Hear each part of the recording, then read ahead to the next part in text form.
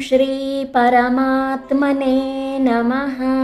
गुरुवायुपुराधीशं विष्णुं नारायणं हरिं वासुदेवं जगन्नाथं कृष्णं वन्दे जगद्गुरुं। हरिः ओम् श्रीगुरुभ्यो नमः। हरिः ओम्। శ్రీమన్నారాయణీయము దశమ స్కంధ పరిచ్ఛేదము 70వ దశకము. సుదర్శనుడు అను గంధర్వునకు శాప విముక్తి, శంఖచూడ వృషభాసురుల సంహారము.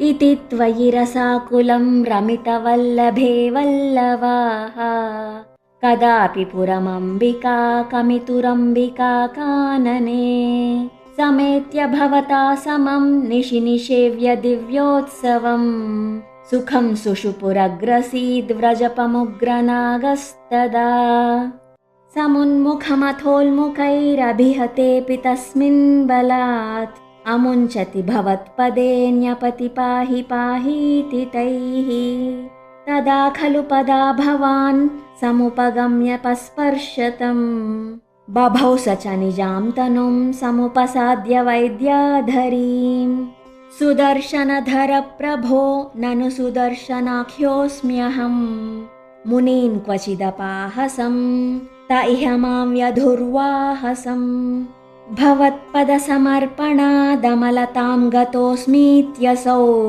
స్తువన్ నిజ పదం యయౌ వ్రజపదం చ గోపాముదా కదాపి ఖలు సీరిణా విహరతి త్వయి స్త్రీజనైః జహార ధనదానుగः సకిల శంఖచూడో బలాః అతిద్రుతమనుద్రుతస్తమథ ముక్తనారీజనం రురోజిత శిరోమణిం హలభృతే చ తస్యా దదాః దినేషు చ సుహృజ్జనైః సహ వనేషు లీలాపరం మనోభవ మనోహరం రసితవేణునాదామృతం భవంతమమరీదృశామమృతపారణాదాయినం విచింత్య కిమునాలపన్ విరహతాపితా గోపికాః భోజరాజభృతకస్త్వథ కశ్చిత్ కష్టదుష్టపథదృష్టిరరిష్టః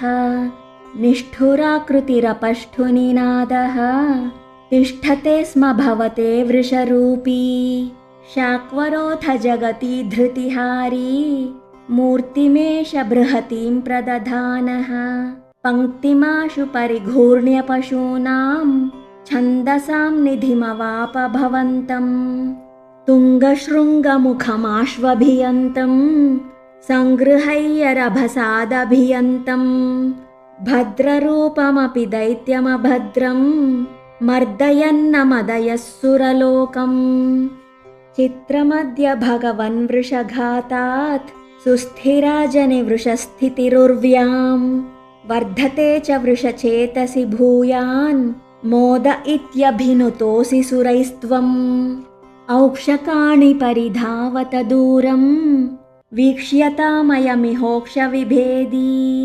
ఇత్తమాత్తహసి తైః సహ గోపైః గేహగస్త్వమవవాత పురేష. శ్రీహరయే నమః.